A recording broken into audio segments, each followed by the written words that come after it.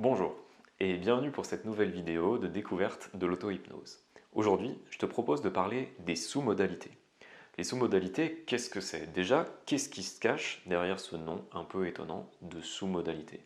Eh bien en fait, une idée assez simple, celle de pouvoir, à partir d'une émotion, un sentiment, peut-être une pensée que tu as, eh bien la matérialiser pour jouer avec et un peu mieux la connaître.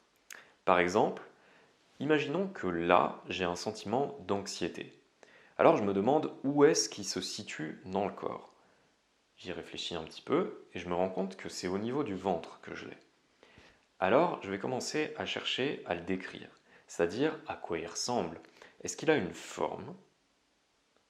Est-ce qu'il a une couleur? Je peux même me demander s'il y a une température. Quel est son volume vraiment pour bien le matérialiser, bien lui donner de la consistance? Est-ce qu'il a un mouvement?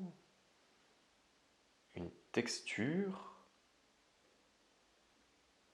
Et petit à petit, je peux même commencer à jouer et à me demander ce qui se passe si j'augmente un petit peu le volume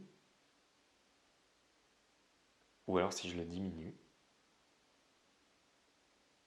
Ce qui se passe si je le bouge dans le corps à un autre endroit.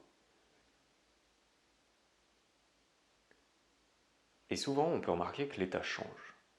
Et aller plus loin, ça peut même consister à se dire que maintenant, je prends cette sensation, ce sentiment, ici l'anxiété par exemple, dans mes mains, devant moi, et je commence à l'observer.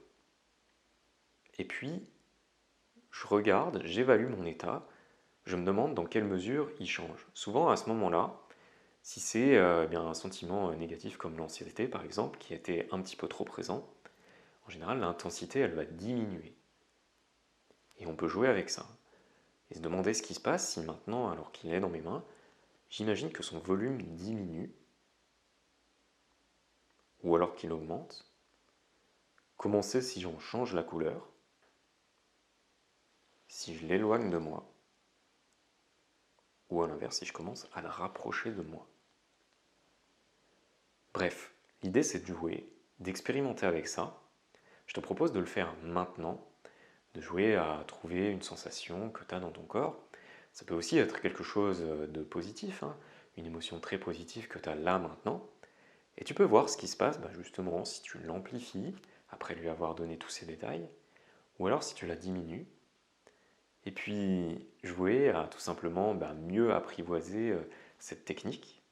Et si tu souhaites aller plus loin, tu peux le pratiquer directement sur des intentions précises. Et pour ça, tu peux aller chercher sur la chaîne les différents enregistrements. Et je t'en mets deux, ils se passent ici.